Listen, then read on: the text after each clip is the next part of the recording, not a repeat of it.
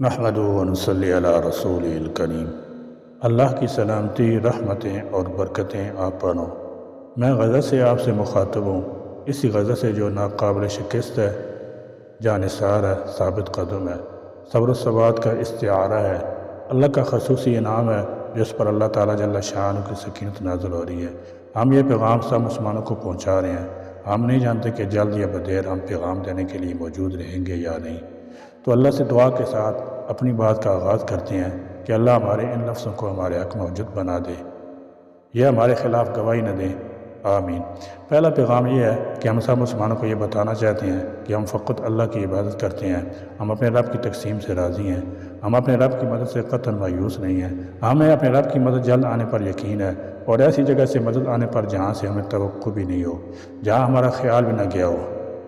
ام حسبتم ان تدخلوا الجنة ولما يأتكم مثل الذين خلوا من قبلكم مستهم البأساء والضراء وزلزلوا حتى يقول الرسول والذين آمنوا معه متى نصر الله ألا إن نصر الله قریب۔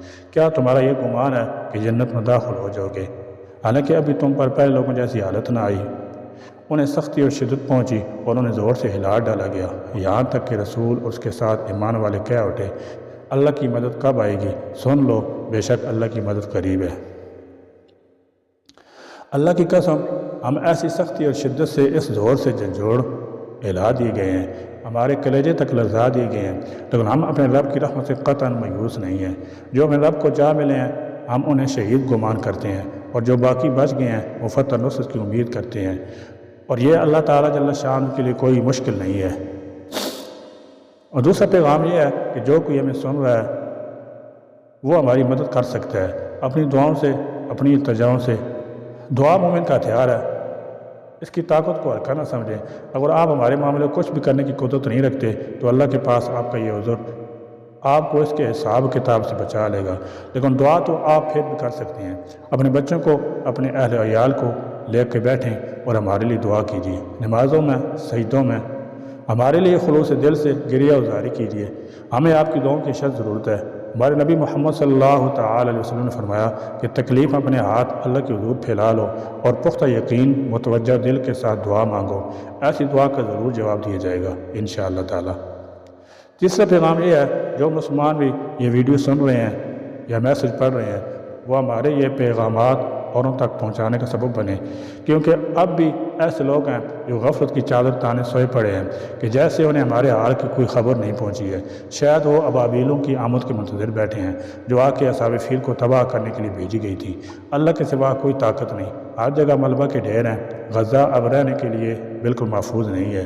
ہم نے ایسی شدید تباہی پہلے کبھی نہیں دیکھی۔ ہمارے لوگ، ہمارے بھائی، ہمارے پیارے اب شہداء میں لکھے جا چکے ہیں۔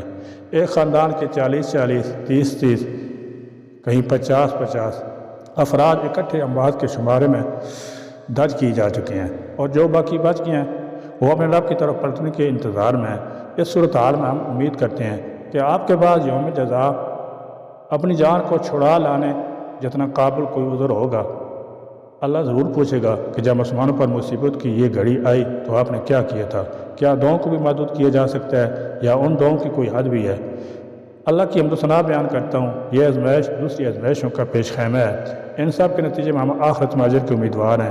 غاصبوں کے تسلط کی اندھیری رات طویل اور شدید ہو چکی ہے، اب انہی ظلم کے اندھیروں سے روشن صبح چمکنے کو ہے۔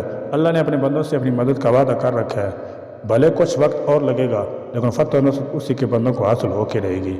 میں قسم کھا کے کہتا ہوں کہ ان حالات میں بہترین نفوس جام شہادت پی رہے ہیں، ہر خاندان کا بہترین شخص شہید ہو چلا ہے، اور کائنات کے رب کی بڑائی کے لیے ہی یہ سب شہادتیں، یہ سب گواہیاں، بے شک سب تعریفیں، تمام شکرانے تمام جہانوں کے رب کے لیے ہیں۔ آپ ہمارا یہ پیغام عام کر دیجئے، ہماری آواز بن جائے، ہمارا خون زمین کو رنگ رہا ہے، ہم آپ سے اس کے لیے پرزور تاریخ چلانے کا تقاضا کرتے ہیں، تو اپنے حصے کا کام کرنے کے لیے جی جان لڑا دیجئے۔